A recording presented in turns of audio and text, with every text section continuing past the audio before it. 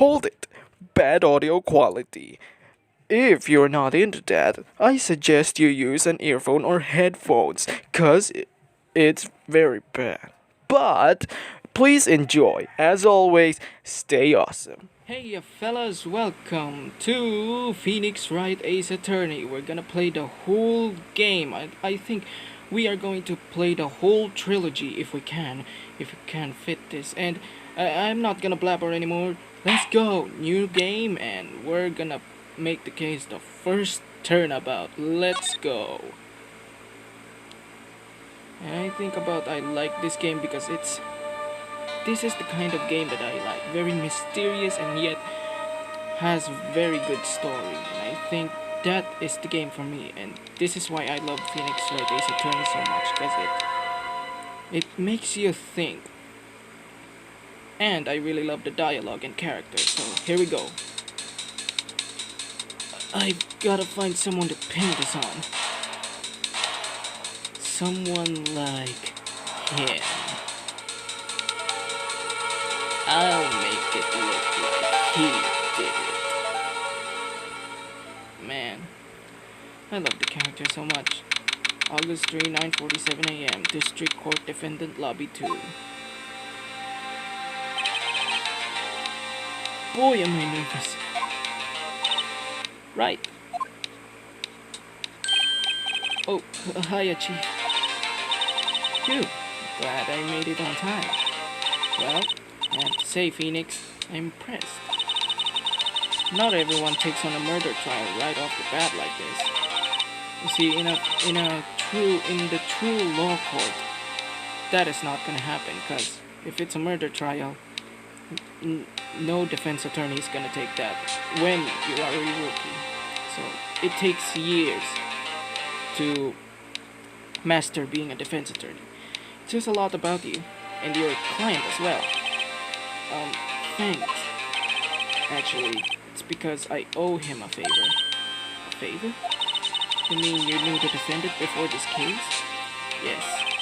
Actually, I kind of owe my current job to him. It's one of the reasons I became an attorney. Well, that's news to me. I want to help him out. Anyway, I can. I just really want to help him. I owe him that much. It's over. My life, everything, it's all over. Is that your client screaming over there? Yeah, that's him. Death, despair. Oh, I'm not gonna do it. I'm gonna do it. I'm gonna die. Sounds like he wants to die. Yeah. Nick! Hey there, Larry. Dude, I'm so guilty. Tell me I'm guilty.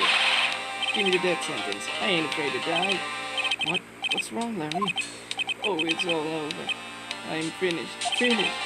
I can't live in a world without her. I can't. Who took her away from me? Nick, who did this? Oh, Nick, you gotta tell me. Who took my baby away?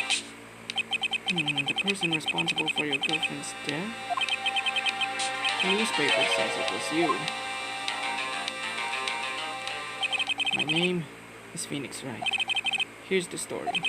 My first case is a fairly simple one. Oh yeah, that's very simple. A young man was killed in her apartment. A young woman. Sorry. The guy they arrested was the unlucky sap dating her. Larry Butts. My best friend since grade school.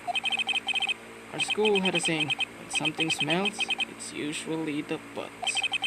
23 years I've known him. It's usually been true. He had a knack for getting himself in trouble. One thing I can say though, it's usually not his fault. He just has terrible luck. But I know better than anyone that he's a good guy at heart. That I owe him one, which is why I took the case, to clear his name. And that's just what I'm going to do. Man, that's a very good story. August 3, 10 o'clock a.m., District Court, Courtroom number 2. The court is now in session for the trial of Mr. Larry Potts. I'm sorry, I don't... The prosecution is ready, Your Honor. The defense is ready, Your Honor. Mr. Wright, this is your first trial, is not? Yes, Your Honor. I am a little nervous. Well, you listen to me. This is a murder trial, so get out. Without your conduct during this trial will decide the fate of your client. Murder is a serious charge, I'll tell you. For my client's sake, I hope you can control your nerves. Thank you, Your Honor. Mr. Wright, given the circumstances, I think we should have a test to ascertain your readiness. In the true court of law, there are no tests during a trial, just so you know. Yes, Your Honor. Head shaking, eyesight fading. The test will consist of a few simple questions. Answer them clearly and concisely. Please state the name of the defendant in this case. Well, I'm defending my best friend, Larry Butts. The defendant? Well, that's Larry Butts, Your Honor. Correct. Just keep your wits about you and you'll do fine. Next question. This is a murder trial. Tell me what's the victim's name. I know this one. Rather read the case report for to cover the trouble It's... Uh-oh. No way, I forgot. I'm drawing a total blank here. Phoenix, are you absolutely sure you're up to this? You don't even know the victim's name? Oh, the victim? Oh, of course, I know the victim's name. I am just forgot. I think I feel a migraine coming on. Look, the defendant's name is listed in the court record. Well, I've checked that and that. Her name is Cindy Stone. There we go. And let's just start the court record, but I already checked it. Remember to check it often. Do it for me, please. I'm begging you. Let's hear your answer. Who is the victim in this case? Well, it's Cinder Block. The victim's name is Cindy Stone. Correct. Now tell me, what was the cause of death? She died because she was hit with a blunt object. She was struck blunt by a blunt object. Correct. You've answered all my questions. I see no reason why we shouldn't proceed. You seem much more relaxed, Mr. Wright. Good for you. Thank you, Your Honor. Yes, I don't feel relaxed, that's for sure. Well then, first the question for the prosecution, Mr. Payne. Yes, Your Honor. As Mr. Wright just told us, the victim was struck by a blunt object. Would you explain to the court just what the object was? The murder weapon was the statue of the Inver. It was just found lying on the floor next to the victim. I see. The court accepted it into evidence. Statue added to the court of Right. Be sure to pay attention to any evidence added during the trial. That evidence is the only ammunition you have in court. Because the court record, I already told you. Mr. Payne, the prosecution may call its first witness. The prosecution calls the defendant, Mr. Butts, to the stand. Chief, what do I do now? Pay attention. You'll get your chance to respond to the prosecution later, so be ready. Let's just hope he doesn't say anything unfortunate. Uh-oh, Harry is getting excited too. This could be bad. Mr. Butts, it is not true that the victim had recently died to you. Hey, watch it, buddy. We were great together. We were Romeo and Juliet, Cleopatra and Mark Antony. Did they die? I wasn't gone, so she wasn't taking my phone calls or seeing me around. What did you anyway? Mr. Butts, what you describe is generally what we mean by dumb. In fact, she had completely abandoned you and what's another woman. Man, I hate gender. She had just returned from the overseas with one of them a day before the murder. What do you mean, one of them? Lies. All of it lies. I don't even believe a word of it. Your Honor, the victim's passport. According to this, she was in Paris until the day before she died. Passport out of the court. Let's go. Indeed, she appears to have returned the day before the murder. Damn. No way. The victim was murdered but did not have a large income. It appears that she had several sugar habits. Habits? Sugar? Yes, older men gave her money and gifts. She took their money and used it to support her lifestyle. Good. We can clearly see what kind of woman this Miss Stone is. Tell me, Mr. Butts, what do you think of her now? Right. I didn't really want him to answer that question. Yeah, Larry was all the way in his mind a little bit about it. Did I? Stop it from answering. Yeah, stop it from answering. My client had no idea what the victim was seeing other men. That question is irrelevant to this case. Dude, Nick, what do you mean irrelevant? That she died. I'm gonna die. I'm gonna drop dead. Yeah, anyway, I'm going to get to the bottom of this. Let's continue with the trial, shall we? I believe the accused motive is clear to everyone. Yes, quite. Oh boy, this is not so good. Next question. You went to the victim's apartment on the day of the murder, did you not? Well, did you or did you not? Well, maybe I did, and maybe I didn't. You. What do I do? Stop him from answering. I'll send up a signal. Lie like a dog. Well, see, it's like this. I don't remember. You don't remember? Well then, we'll just have to remind you. I got a bad feeling about this. We have a witness that can prove he did go to the victim's apartment that day. Well, that simplifies matters. Who is your witness? The man who found the victim's body, just before making the gruesome discovery. He saw the defendant fleeing the scene of the crime. Order in the court. You don't hear that. In movies. Those are very sick in movies, but... yeah. Mr. Perry, the prosecution may call its witness. Yes, Your Honor. This is bad. On the day of the murder, my witness was selling newspapers at the victim's building. Please bring Mr. Frank Sowit to the stand. Just by looking at that guy, you know he's a murderer. Mr. Sowit, you sell newspaper subscriptions, is this correct? Oh, yes, newspapers, yes.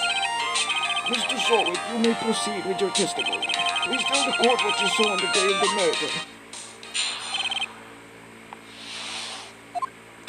I was going door to door. I was selling subscriptions when I saw a man fleeing in an apartment. I thought he must be in a hurry because he left the door half open behind him. Thinking it's strange, I looked inside the apartment. Then I saw a lying there. A woman, not moving, dead. I yelled in fright and found myself unable to go inside. I thought to call the police immediately. However, the phone in my apartment wasn't working. I went to a nearby park and found a public phone. I remember the time exactly. It was 1 o'clock p.m. And on the run was, without a doubt, the defendant sitting right over there.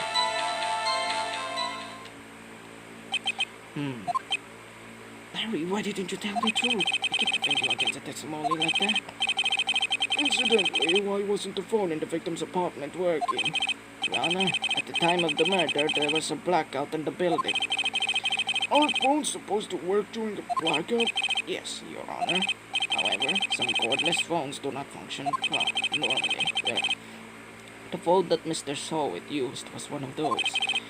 Your Honor, I have a record of the blackout for your person. Black record. Now, Mr. Wright. Yes, Your Honor. You may begin your cross-examination. Cross-examination, Your Honor? All right, this is it, the real deal. What exactly am I supposed to do? Why is you expose the lies in the testimony the witness just gave? Lies? Your client is innocent, right? Then that witness must have lied in his testimony.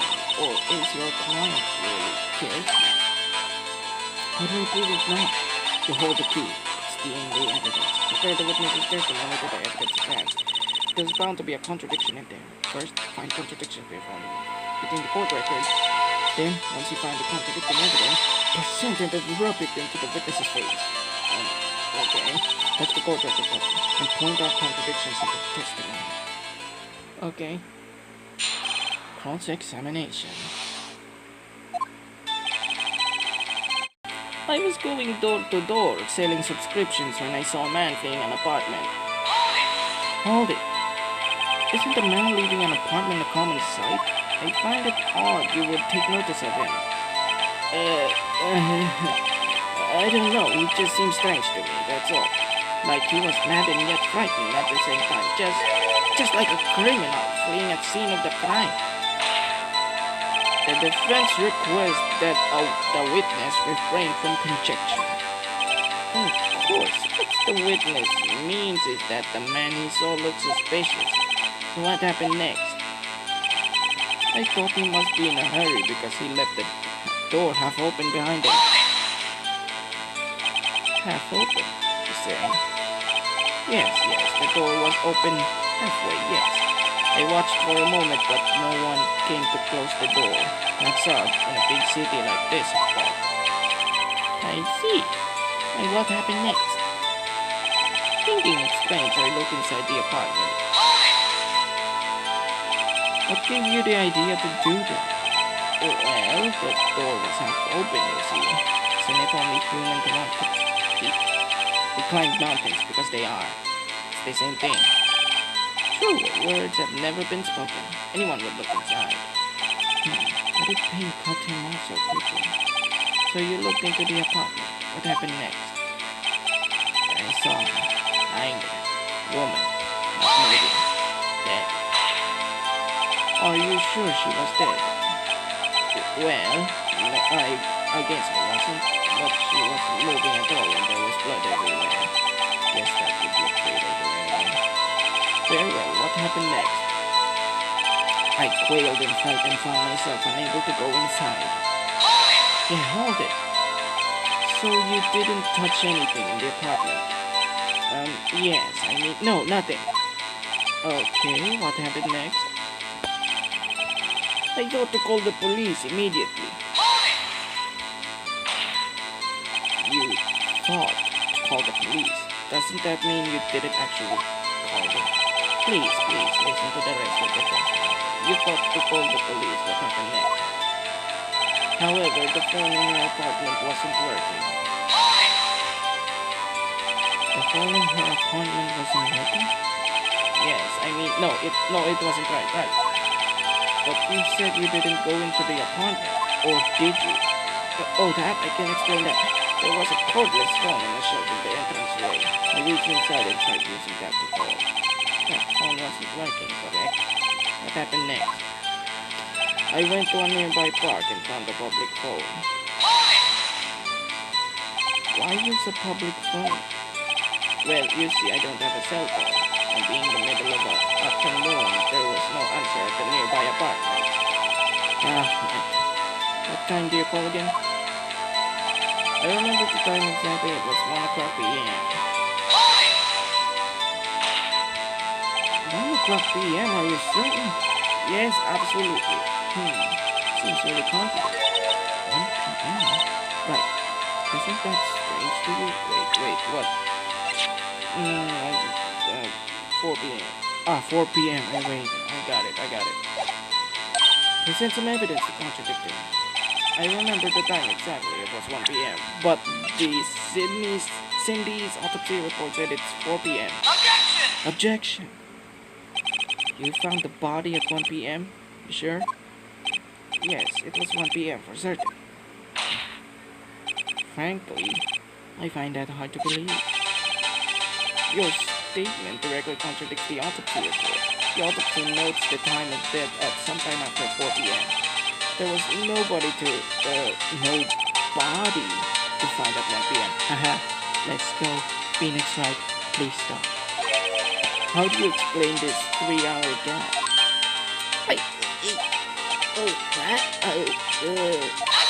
Objection! This is trivial. The witness merely forgot the time. After his testimony, I find that hard to believe. Mr. Saul, why were you so certain that you found the body at 1 p.m.? That's a really good question. Great job, Mike. You put him on the spot. That's all you have to do. Point out contradictions. Lies always beget more lies. See through one and the whole story falls apart. Wait, I remember now. Would you care to give your testimony again? Witness testimony. Time of discussion.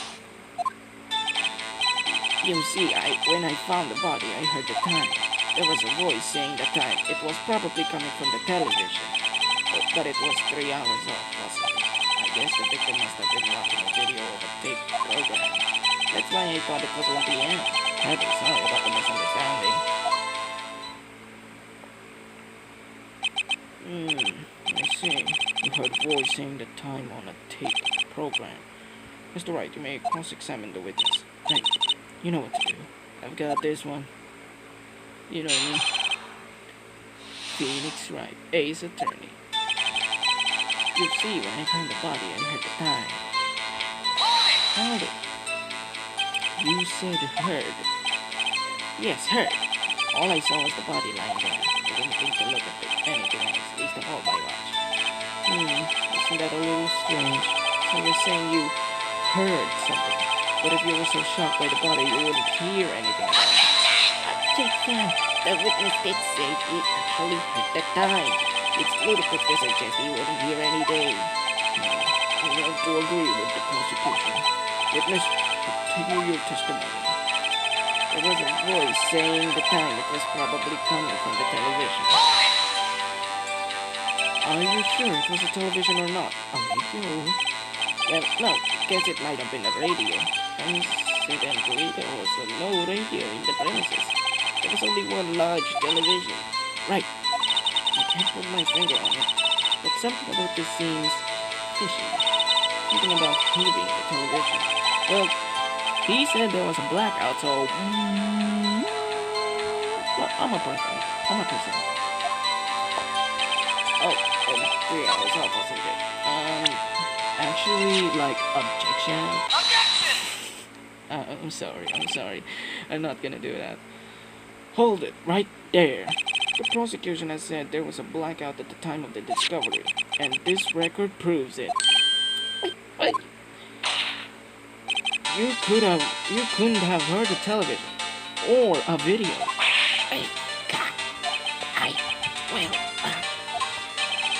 Your defense has a point. Do you have an explanation for this, Mr. Sawyer? No, I find it quite puzzling myself. Did his hair just... I remember now. Mr. Sawyer, the court would prefer to hear an accurate testimony from the very beginning. These constant corrections are harming your credibility. And you seem rather my apologies. It is not like in the shop finding the body. Very much. Let's hear your testimony once more, please. Alright, heaving the time. Actually, I didn't hear that. I saw it. Okay, I'll stop. There was a table clock in the apartment, wasn't there? Yeah, the murder weapon. The killer used it to hit the victim. That must have been what I saw. Man, you saw a clock. I guess that would explain it. Defense may cross-examine the witness. Gladly. Hearing the time. Actually, I didn't hear the time. I saw it. Okay. That strikes me as a very suspicious mistake. Yes, I didn't see how you would be a little doubtful. I'm really sorry, I only just remembered that table clock. Table clock? There was a table clock in the apartment, wasn't there? Hold it. A table clock? Is there a clock at the ceiling? This is the very first I heard of it. Yeah, the murder weapon. The killer used it to hit the victim. Wait a minute. The table clock that was used as a weapon. That's what I just said. I was in the middle of my testimony or something. Who's busy here? Isn't it a statue? Yeah, it's a statue. Objection! It's not a... Wait just one moment. The murder weapon wasn't a clock. It was this statue. Now, how is this supposed to be a clock? What? You with your objections and your evidence. Just who do you think you are? Just answer the question, Mr. Sawyer. Yeah, hey, I saw it there. Okay, that's a clock. Yeah, if I may. Yes, Mr. Wright, as the witness stated, this statue is indeed a clock.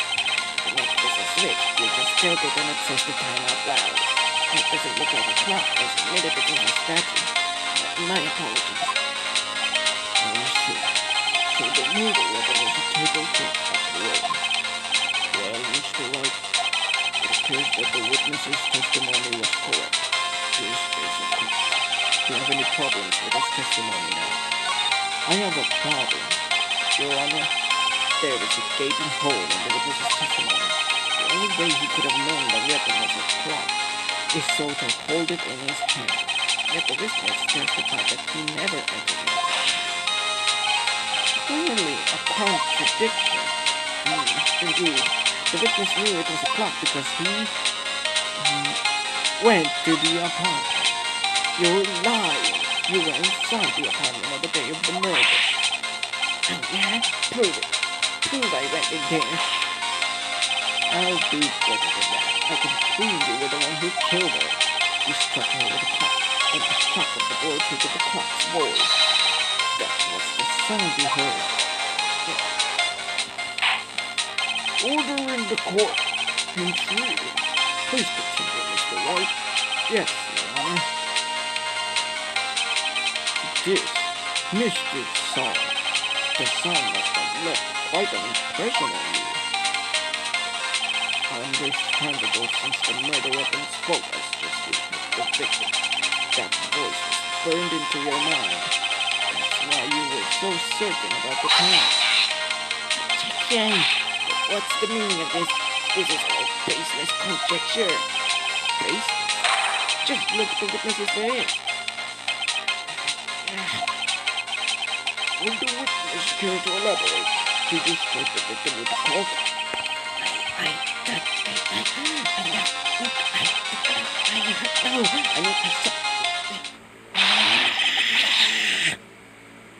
Wait, what? Shut up! Shut up, shut up, shut up, shut up, shut up, shut up, shut up, shut up, shut up! I hate you!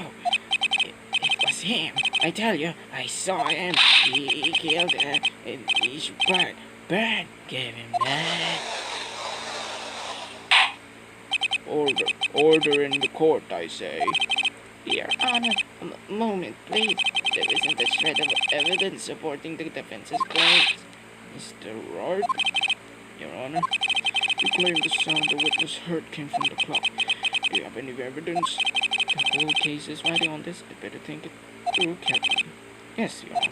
The sound Mr. Solid heard was definitely this clock. Fact, which is clear. You simply examine the clock's battery accident and try sounding the clock. Yes. Let's sound the clock now. Here in the court. Your Honor, may I have the clock? I ask the court to listen carefully. Beep. I think it's 8:25. That certainly is a strange way to announce the time. Well, here he is the thinker. So we've heard the clock. What are your conclusions, Mr. Payne? Can you tell me what the time it is now? It's 11:25. As you can see, this clock is exactly 3 hours late. Precisely the discrepancy between that Mr. Solid heard an actual time of death. Mr. Solid, try to talk your way out of this one. You forgot that thing. What's he talking about?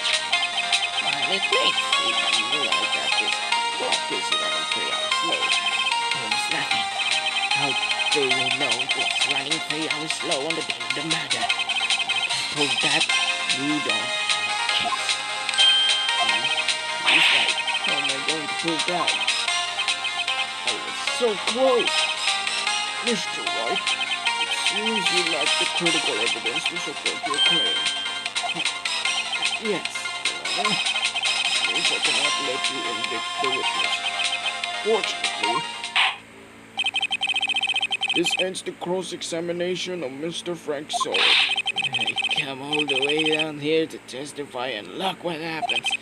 You treat me like a criminal. A criminal! You lawyers are all slime. Almost had him. Sorry, Larry. I failed you. There's nothing I can do about it now. Not so fast, Mr. Solid. Yeah, and Chief, listen up, Wright. Don't throw this one away. Not like this.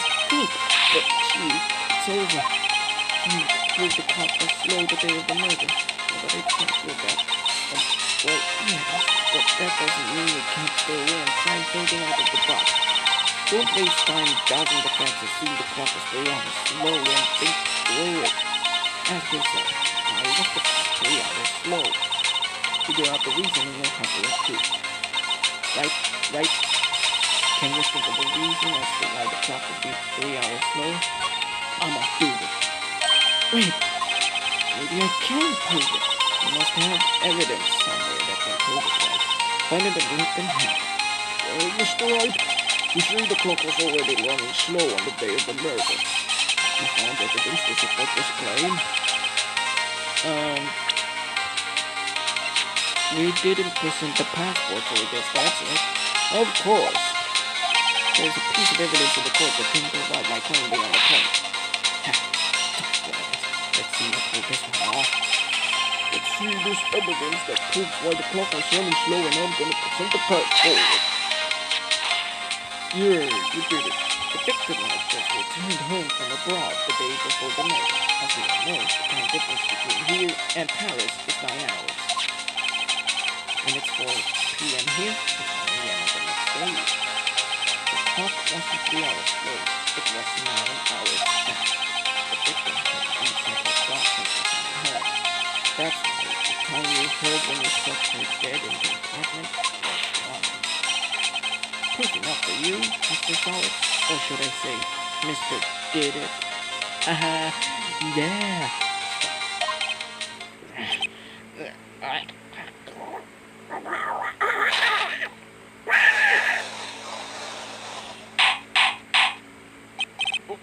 Order, I say. Well, this case has suddenly turned out differently than we all expected. Mr. Payne, client? He was arrested and is taken away, Your Honor. Oh, Mr. Roberts? Yes, Your Honor? I have to say, I am impressed. I don't think I ever seen someone complete a defense so quickly. I find it too culpable at the same time. Thank you, Your Honor.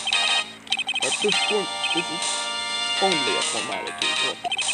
This court finds defendant Mr. Larry Potts not guilty. Woo! Confetti everywhere. And with that, the court is adjourned.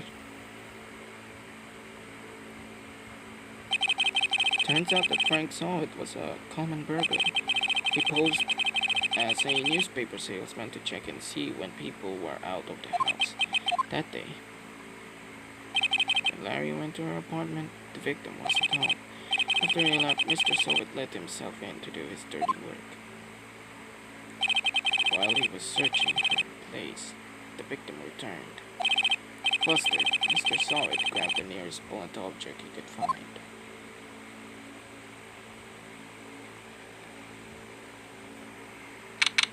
August 3, 2:32 p.m. District Court Defendant Lobby Number 2. Phew, still can't believe we won. Right, good job in there. Congratulations. Thanks, Chief. I owe it on to you. Not at all. You fought your own battles in there. It's been a while since I've seen a trial end on such a satisfying note. I've never seen the Chief looking this happy. She's this glad. Imagine how Larry must feel. My life is over. Larry, you're supposed to be happy. What's wrong now? Oh, Nick. Don't worry about me. I'll be dead and gone soon. Good. Wait. No, I mean, bad. Larry, you're innocent. The case is closed. But my Cindy Windy's gone, man. Forever. Larry, she was a... No, never mind. Congratulations, Harry. Harry? I can technically see the headlights now, Harry, but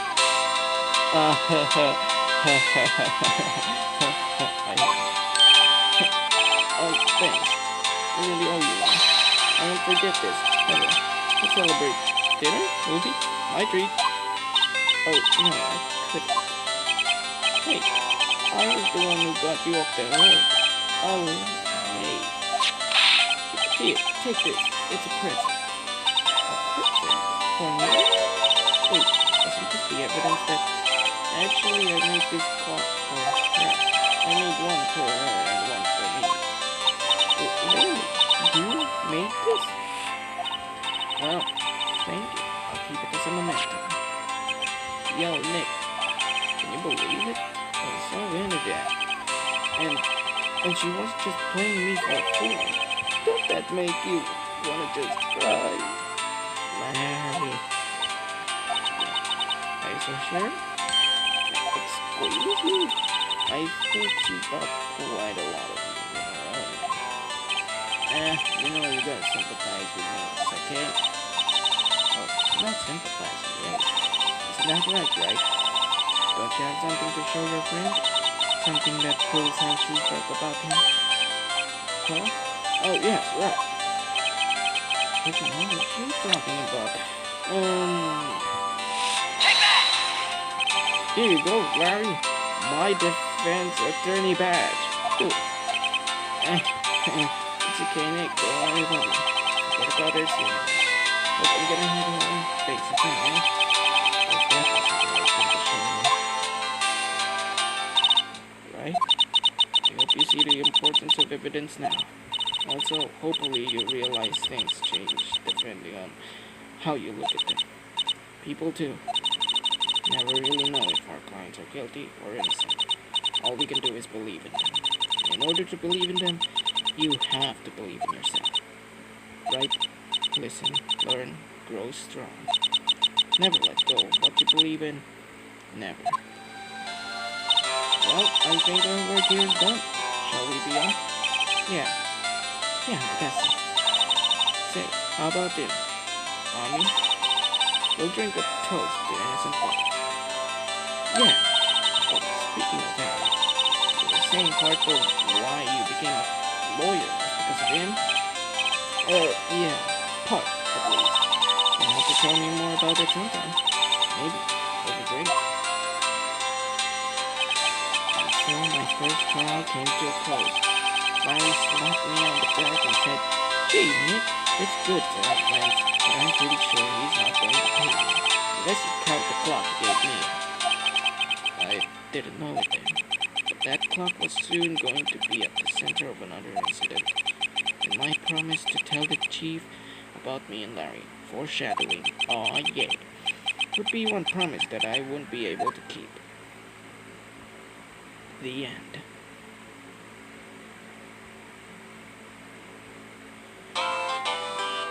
Yeah, so that's Phoenix Wright for you. I guess we'll play Turnabout Sisters next. And next. We'll play Turnabout Sisters next. Someday.